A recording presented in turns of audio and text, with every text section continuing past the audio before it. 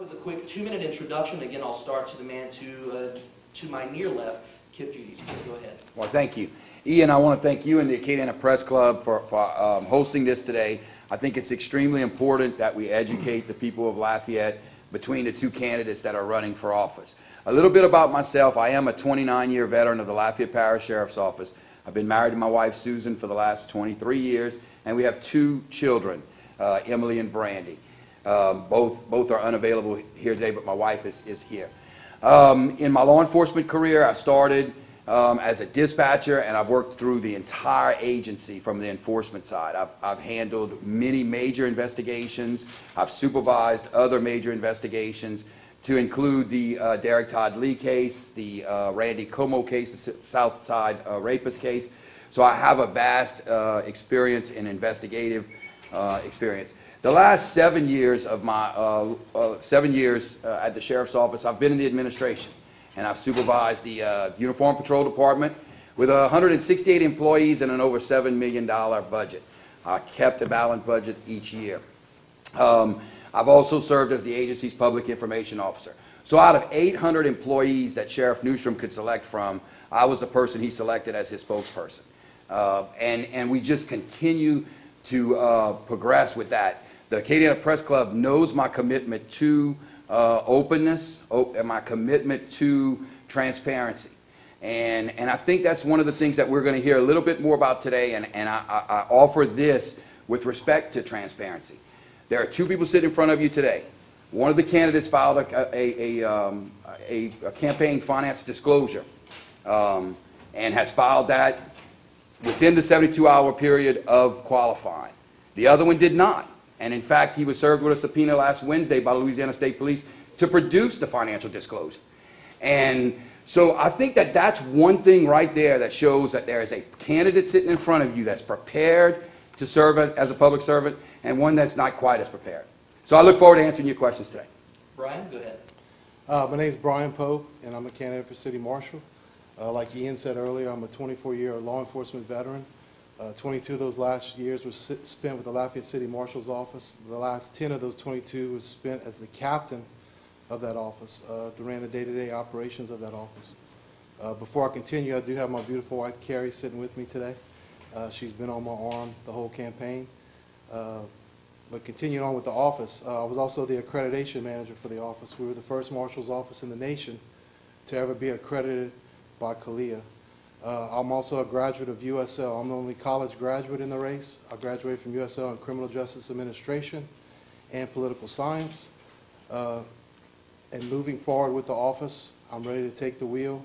And like I said, I'm the one with the most experience in the Lafayette City Marshal's office. Thank you, gentlemen. The first question I have, because both of you have worked in law enforcement for 29 years, both of you have the opportunity to work under 2 men who have served as former city marshals. Kip, you're beginning of your career under Don Breaux, and Brian, in your case, under both Mr. Breaux and current Marshal Picard. How does your experience working under those gentlemen and your experience as a whole in law enforcement prepare you for this office? I'll go ahead and start with Brian this time. Actually, as a child, a high school student, I was actually involved with more than one sheriff in my life. Carla Listy, I grew up with that family also. Moving to college, I was friends with the sons of Donald Breaux, who was a sheriff at the time. Grew up with that family also, and then beginning with the Sheriff's Department, I worked under Donald Breaux, which I have all the respect for. Then I moved on to the Lafayette City Marshal's office under Nicky Picard, who I have the utmost respect for because he's been my boss for the last 22 years. He's taught me everything I know, and he's a law enforcement icon, contrary to somewhat other people have done to him in the campaign. But anyway, that's my stance on it. Kip? Yeah, my preparation, having worked for Sheriff Breaux and Sheriff Newstrom, and all of the chief deputies and supervisors have each given me a tool for my toolbox with respect to law enforcement leadership. And I take a lot from those 29 years, from all of my sergeants, lieutenants, captains, etc. Brian doesn't have that. Brian simply does not. He's worked for Mr. Picard, and that's all he has. Now, with respect to my level of respect for Nicky Picard, if you go back and look at a Morning Advocate article some time back you will see that when we started this campaign, I acknowledge that that man is a law enforcement icon, and I don't waver from that. Mr. Picard has served this city and has served it well, and I certainly look forward to visiting with him after we win the election so that we can continue the movement. I'll tell y'all this. I bring to that office on January 1st, 2015, what Nikki Picard did on June 1st, 1984. The vision, the leadership skill, and a desire to move the agency forward in a lot of areas. So, again, my platform's very, very extensive, but with regards to where I want to go, it's not about status quo, it's about taking the agency to the next level. My eyes are set on December 31st of 2020 when this term ends, not necessarily just based on what we're doing in January of 2015. So I think that what we need to do is we need to look at how do we progress the city forward. This is a very progressive city, and it's something that we can do through increased technology. We can look at alternatives to incarceration. We can do some things way more forward thinking than where we're at this point. Both of you talking about advancing the office forward. I know, Kip, you elaborated a little bit on that a second ago. Brian, I want to go ahead and hear what you would do to advance the office. Well, I want to tell y'all straight up that you have a Lafayette City Marshal's office that you can be proud of. In the last 10 years, since I was appointed captain, we have grown. We have vision. We're moving into the future as we speak. We're accredited. We have a training division. We have everything that the Marshal's office, and can it be better? Yes, it can be better. When you wake up every morning, you want to have a better day than the last day. I mean, everything can be better. And that's the movement I'm going to have for the office, is to keep it moving forward, because we have a good office. Kip, you want to add to anything he said? I don't dispute that it's a good office, but like he said, can it be better? We certainly could have an interactive website where people could go on and see when their court dates are potentially coming up so that we can do some things. We can have a text alert for people who have court dates coming up. When I started talking about text alert, the Lafayette Parish Sheriff's Office decided that they would try it because it sounded like a good idea. In the last 3 weeks, the last 3 court appearances, they've contacted people who they had phone numbers for and said, you have court coming up. There's been a 16% reduction in the number of people or failing to appear in court. That comes from Rob Reardon, Director of Corrections. So my ideas will work, and those are the things that we need to look forward to. We can get up here and say we're going to do better, or we can get up here and say we're going to wake up and have a better day tomorrow, but let's do it. And that's what my experience and my leadership will take us to. Both of you have experience in the media. Of course, Kip is a public information officer. Brian, of course, with Holding Accountable on the Open Channel, which you've done for going on, what, 10, 12 years now? 12 years. Talk about how your experience working with the media will help with transparency in the office and will help getting the word out about what the Marshal's office has to do or is doing in the community. Well, our TV show Holding Accountable was designed as a community program at first. We do show pictures of wanted people. The intentions of the program was not to fill the jail. As you know, the current sheriff does not let misdemeanors be booked in the parish jail. So Lafayette City Court is a misdemeanor court, so that's all we handle is misdemeanors. But the show has given us a good vision for the future. I think a lot of people interact, and it's also caused some transparency. The people can come to us and turn themselves in, get another court date without going to jail. The office has always been open to everybody, as long as I've been there, for sure. Well, with regards to the transparency of the office, I don't dispute that the doors are open and that you can come in and turn yourself in, but I think it goes well beyond that. And it goes to things like filing your campaign finance reports. Brian has developed a pattern of violating the ethics law. If you look at the ethics website, you will see that there was a report due prior to the November 4th election, and it was filed on November 11th, or I'm not sure the date, I'm sorry, not that date. But in any case, he filed a late report. Again, just another pattern of being late, being not transparent, and not showing where his campaign finances are going.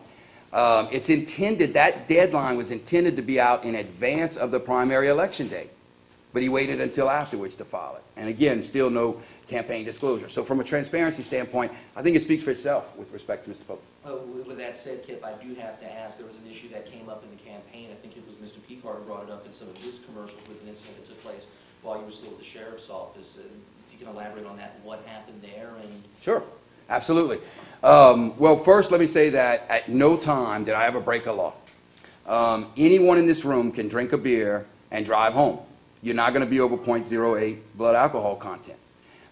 So at no time did I break the law. I did break a rule at the sheriff's office, and with respect to that, again, many people know that I was a 24-hour a day, 7-day on-call person as the patrol commander.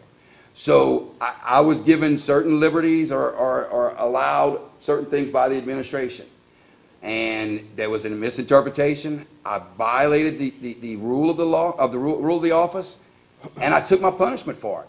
And that's very simple. And I'm responsible, and I've accepted it. what was that punishment, if you may ask? It was a 3-day suspension without pay. All right, I'll go ahead and turn over the questions to the floor now, again, from members of the Acadiana Press Club who have questions. Billy, go ahead. How did you talk to Mr. Picard about what happened and also people in his office? I have not talked with Mr. Picard. I haven't talked to Mr. Picard. I've been in contact with the deputy marshals. Since he hasn't made the runoff, they have been released to speak to whatever candidate they reached out to. So that's all I have to say about that. And again, for those who came in late, members of the Acadiana Press Club may ask questions. If you're not a paid member of the Press Club, Nathan or Marshall can get you taken care of, and we can go ahead and get you in the debate on the floor.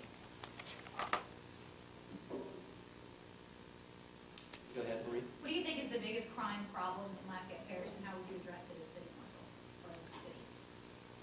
Well, it's okay. I'll just say this, that the crime, the 911 response, the issue is not a primary responsibility of the city marshal's office. Now, the biggest crime problem in Lafayette continues, I think, to be the drug issues that we see. The synthetic marijuana is a big thing right now, but it's always been a narcotics-related kind of offense. And typically when people are breaking in a house, it's so that they can go get narcotics. So there's a lot of narcotics-driven issues with regards to that. I think what we do is we try, as an elected official, either one of us, should be committed to saying, how do we educate the public? How do we educate the young people of Lafayette from our role as a city marshal? Again, we don't respond to the 911 calls or the actual crime issues, the statistical stuff that you would typically see. But I think that is a key. Committing to helping educate our youth in terms of the down effects of narcotics and their uses and addiction. Brian? Like I said earlier, Lafayette City Court is a misdemeanor court. The highest charge that we take in is up to aggravated assault. Everything else is filed in district court, all your drug-related offenses. All our criminal work is generated by the Lafayette Police Department. All the arrests they make on misdemeanor charges and all the tickets they write are filed in city court, and that's what generates our work for city court.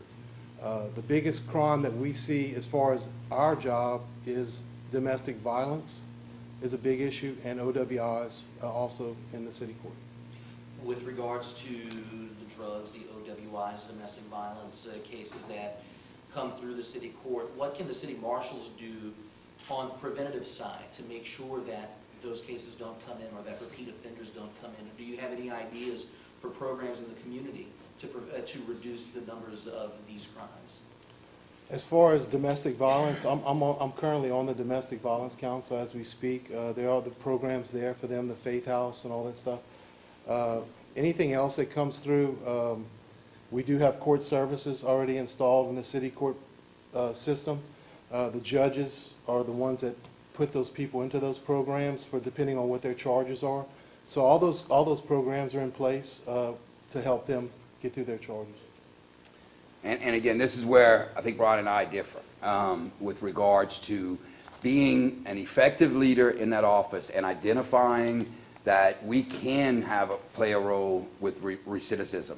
And what I mean by that is offering other programs to the city court judges that say, listen, the deputy marshal will do these things. If you sentence him there, we will do some things to help educate this person, to help this person get through the conflicts of whatever it is. So I think that that's where he and I differ in terms of, you know, Brian just thinks, well, this is where status quo is, and this is what we're going to keep doing. And I think we look forward as a progressive city, as a growing city. We say, how can we get better? And as a city marshal, I think that we can play a role, Ian, to some extent on helping people through some trying times. Back to the audience. Are you a member of the press club, sir? No, sir, I'm not. And unfortunately, we have to, again, unless you're a member of the press club, we cannot accept the question. Only for members of the press club, please. Go ahead, Marshal. I believe both of you, leading up to the election, referenced a desire to increase minorities in your office. How do you propose doing that? Well, a very high issue, high problem, I think, or a problem that I want to resolve immediately is diversity in that office. And so the first day in office, I intend to hire someone within the administration of my office of color to help represent that community. We also need to look at how do we recruit good applicants in that community, make sure that we get some good applications so that we have qualified people to choose from. And through attrition, over a period of time, we work on balancing that situation. We have a recruitment plan. Like I said, we are accredited by CALEA. We did show proof on that standard that we do take in the applications of all people. Diversity is more than black and white. Diversity is everything. Race, color, sex, physical abilities, everything. We just had 2 minority deputies that just retired, 28-year veterans within the last couple of years. That's when our diversity did diminish. It's just happened in the last couple of years, and when I do take office, I will correct that by recruiting the people. You have to go out and get them. You get applications in, but not every time you get an application from somebody that there's falsification on it, or they might have a record that they lied about, or if they can't pass the physical abilities test with the City of Lafayette. We can't hire anybody unless they can pass that through the City of Lafayette. And that's the only time we can hire people, is once they pass all that. And as the patrol commander of the sheriff's office, we had a very diverse workforce there, and every one of those people met the rigorous requirements that Brian speaks of. So it's a matter of priority, I think, and for the last 10 years that we haven't seen that. And I do agree that there were 2 people that were recently retired, but we should have the vision as a leader to see that those people are nearing retirement, and we should be increasing the hiring of minorities. And again, it's not I don't want to say it's a black and white issue, and I've never said that. What I said is it's important that we reflect the entire diversity of our community, and we need to work to that. And Brian, as an administrator of that office, can't speak to that. I mean, he can't say that he's done that, and I did as the patrol commander of the sheriff's office. Brian, do you want to respond to that? Like I said, we did address it before we got the applications. We showed proof of that in accreditation, that we had the applications in.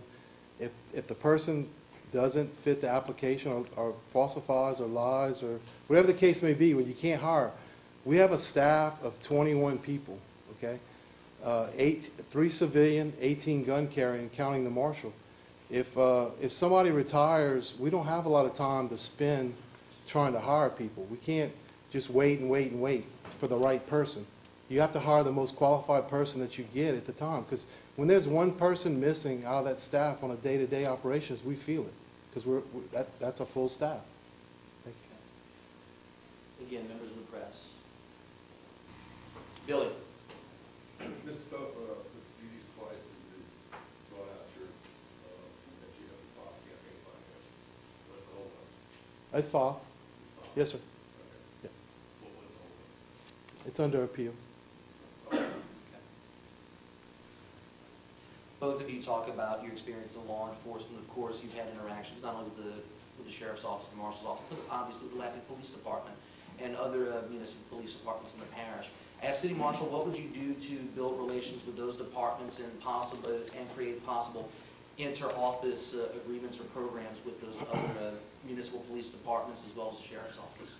Brian, go ahead. We've always worked close with every agency in Lafayette. We've always had a good relationship, even to this day. The guys on the road, on the street, have always worked good with everybody. The city police, Sheriff's Department, park rangers, other municipalities outside of the city, Broussard, Youngsville, Scott, whatever comes into play, the Lafayette City Marshal's Office has always been there to help, always been there to back up. Whenever they needed us, we were there. Yeah, I don't dispute that. I think, and Brian has referred people to me when there were situations outside the city, and I've referred people to Brian when they had issues inside the city. But it goes well beyond that, I think, and I've already began that work, laying the groundwork with the chiefs of police of the surrounding towns, with the sheriff, with the Lafayette police chief, to try to bring some innovative ideas with regards to how the city marshal's office can be of service and how we can support those mechanisms. I don't dispute the fact that the street level officers work well together. I think they always have.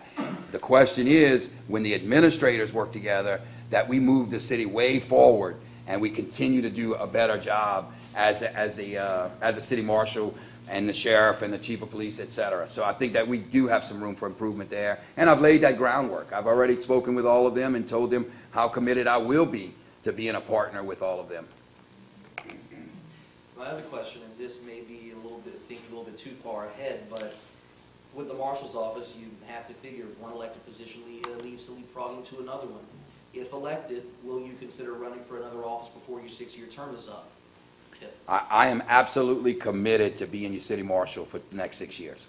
Without a doubt, I have no intentions to run for any other political office, ever. And I'll tell you that it's pretty simple. When you consider that I am at the maximum in terms of my years of service at the sheriff's office for pension, that's not a very logical decision for me. I would stay at the marshal's office and certainly begin looking at a re-election in beyond the 6 years. So, yeah, I'm not running for any other office. Brian? Well, I retired from the marshal's office to run for this position. I worked there my whole career. When I get elected, I can't go back in the system, but that doesn't have any motivation for me not to be the city marshal. That's what I'm going to be, and that's when I'm going to stay, and I'm going to retire as a city marshal. Marissa? If you could ask your opponent one question, what would it be? Wow. Well, I would ask him to explain to the people how a person, a responsible person, and listen, I want to set the record clear from a personal standpoint. Brian and I were friends before this started, but this is, to me, again, an issue about who we are, and how does a person deduct money from a child support to a single mom over a period of time, and end up with almost a $7,000 debt in child support, at the same time buying a $558,000 house in River Ranch. I think that it goes to the character of a person. So I would ask him to try to explain that. Brian, you want to respond? I can explain it very well. Go ahead. I'm remarried to Carrie for 13 years. My child support was paid. I paid my former wife almost $84,000 in child support.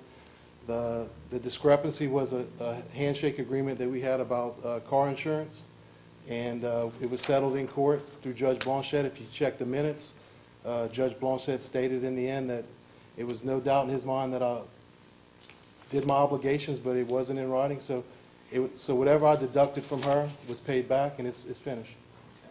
And the question I have to ask for him is, you know, we're talking about transparency.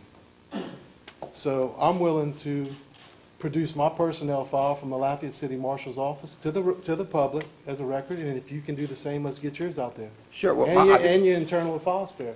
Let's get it all out there, buddy. I certainly don't control that. I'm not the sheriff. But Well, I'll tell you, what I'll let's tell do you it. is, when the question came from some media with regards to the incident I was disciplined for, I encouraged the sheriff to release it. I told him I thought it was important that the public know. So from a transparency standpoint, I have nothing. Again, you know, I've worked at an agency that has a higher standard, Brian, and I don't have a problem with that.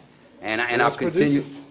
I have no problem with it. I don't control that record. Sheriff Newstrom does. Well, let's get him on the phone and produce it. Well, I can get the marshal, and he'll produce mine. I've never violated a policy in the Lafayette City Marshals in my whole career. Brian, I have copies of emails right here from the court documents from Brian That- Pope what at does that have to- LafayetteLA.gov. What is There's that? a policy in the city administration that you do not use governmental emails for private business, and you did it. There's emails between you and your wife, where your ex-wife, I'm sorry, that says, I will only tell you one more time, do not take any funds out of my child support. It's in the court records. And it's a violation of policy. You just weren't held accountable to it. That's it. That's the difference. From a legal standpoint, can a personnel file be disclosed? I'm willing to do mine. I mean, I don't have anything in my record. I'll tell you that the sheriff does not have to produce it. Now, I think that there's some people in the media who would dispute that and would say, look, we would take it to the, take it to court, and then potentially a court may say, Sheriff, you have to release it. But again, I don't know that the sheriff has any intentions on releasing that. And I think what I was told when I asked the sheriff to release it, he said it sets a precedent for further down the road, and then he has to keep the same standard beyond that. So that's why he hasn't done it. It's all about people's records. I mean, whether you have a record or you don't have a record. Okay, let's go ahead and leave it there, gentlemen. Marie? Speaking of records, how do you plan to work with the media as city marshal? We've always been open to the media. It'll stay the same. Our door's always been open. Any reporter can tell you they've always been able to access either me, the marshal, or the chief deputy. Yeah, and I have a record of dealing with the media. Many people who work in the media do know that. So it would be better. It would be better with regards to transparency, openness. It would be better with regards to where we're headed as an agency. And again, from the platform issues, I would want to make sure that the media was aware that we were keeping our promises. Brandon, go ahead. What have each of you learned or seen from the people of Lafayette as you've been campaigning? Like, what are their concerns? Well, I hear a lot about it's time for change. It's a good thing. It's time for some change. It's time for that office to move into the next era. And I get that from walking door to door, talking with community groups, and et cetera. So I get a lot of that. I think also I think people are ready to see new vision, new leadership in there. So the change has been the one thing I've heard in the community pretty often. Same thing, change. What does the city marshal's office do to explain that? A lot of people didn't know. In our polling, there was a lot of undecided vote. And me and my wife walking door to door, she was actually better, could almost explain it better than I could. So she was very good at that.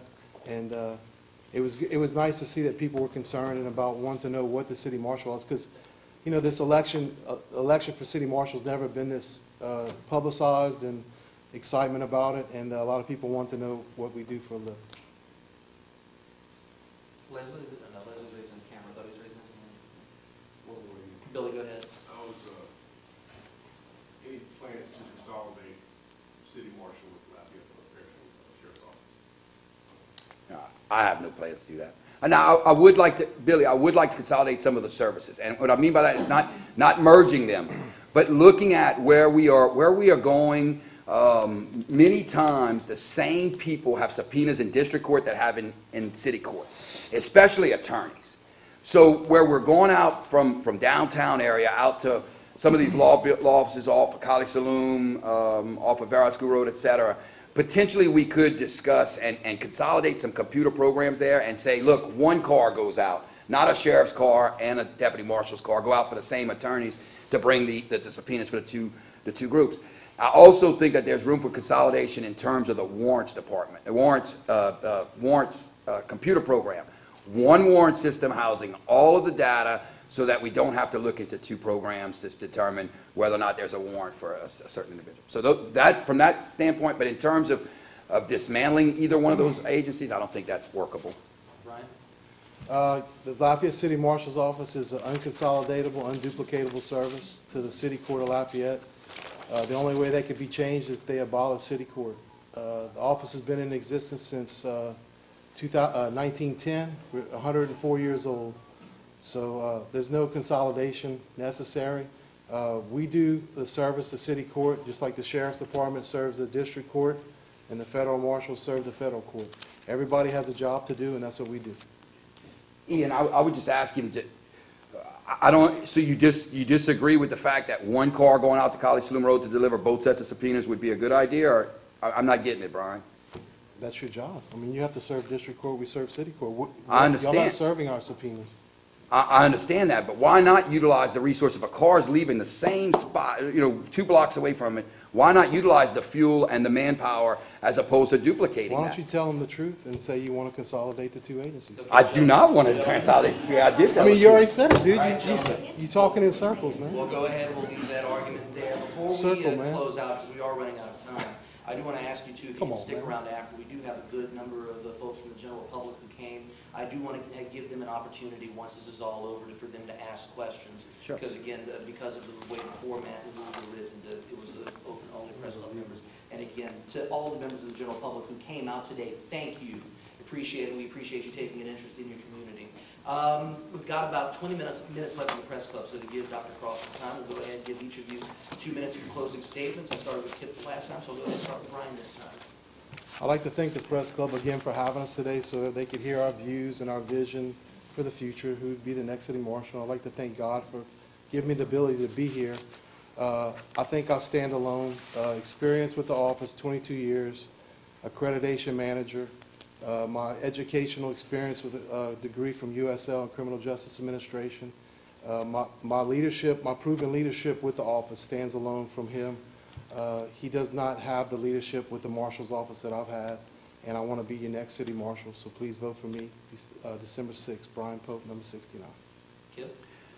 And certainly, I do not want to say that I have his experience because it's minute with respect to what I have in the past 29 years, and especially the last 10 years in the administration of the sheriff's office. It takes more than a college degree to run an office and to be an effective leader. And when you're tapped as a critical incident commander for a train derailment, when you're tapped as a critical incident commander for the Cajun Dome Evacuation Center, those are some signals that you've become a very effective leader. And I was assigned both of those tasks. So again, I think the people of Lafayette have a right to know, have a right to have a very transparent elected official, and I have been. And I have no problems with doing anything or answering any questions at any time. So certainly I think that I am the better candidate. I am the more experienced, the person ready to lead. And beyond January 1st, I'm ready to lead through the rest of this term and start looking at beyond that as well. So certainly I think that's the difference between Brian and I, is that Brian can talk about some things, but Brian hasn't done it. I have, as a sheriff's office administrator, have made those tough decisions and found those qualified candidates of diverse issues and all those things that Brian says he cannot do. So certainly I would appreciate your vote. Number 67, Kip Judice for Lafayette City Marshal. For those who want to find out more information about you, do you have websites? I have one, kipformarshal.com. Facebook, Brian Pope.